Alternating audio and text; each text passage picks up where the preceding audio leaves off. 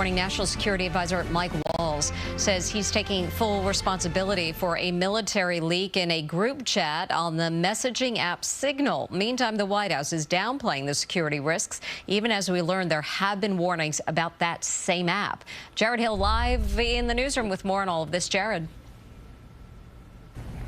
Yeah, and Mary, there are specifically some concerns about Russia using this app to target Americans. CBS News has learned that President Trump's Ukraine and Middle East envoy was in Moscow when the group chat was created. Republicans and Democrats alike are calling all of this sloppy, as U.S. security officials have warned against using Signal, saying its common use made it a, quote, high-value target to intercept sensitive information. There was no classified information, as I understand it. President Donald Trump continued to downplay concerns over his national security advisor, accidentally adding reporter Jeffrey Goldberg from The Atlantic to a group chat discussing military attacks against Houthi rebels in Yemen. Somebody that was with Mike Waltz, worked for Mike Waltz at a lower level, had, I guess, Goldberg's number, or called through the app. But late Tuesday, Waltz took responsibility. A staffer wasn't responsible, and look, I take full responsibility. I built the group. Though he denied knowing Goldberg. CBS News has learned that just last month, the National Security Agency issued a warning that Signal is a target of Russian hackers. On Capitol Hill, Republicans are pushing for more answers. I trust there'll be a thorough investigation and we'll get to the bottom of it. As some Democrats call for Waltz and Defense Secretary Pete Hegseth to be fired. There's got to be accountability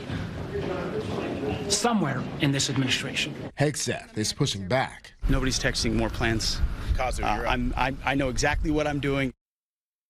National Intelligence Director Tulsi Gabbard and CIA Director John Ratcliffe were grilled about this before the Senate yesterday.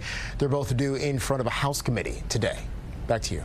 And Jarred, many people at home may have not heard of Signal before. How does the app work, and is it typically used by government employees?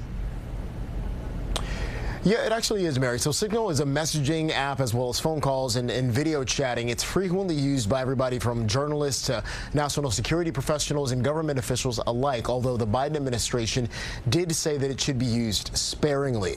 Two of the big draws here by some are that there are disappearing message capabilities.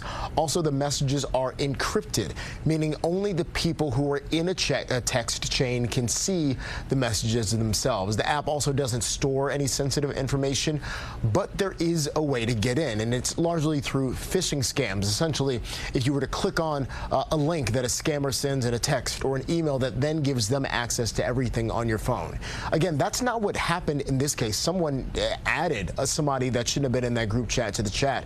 There are, though, bringing up some broader concerns about the security of this otherwise very secure app. Back to you. Jarred Hill. Jarred, thank you so much.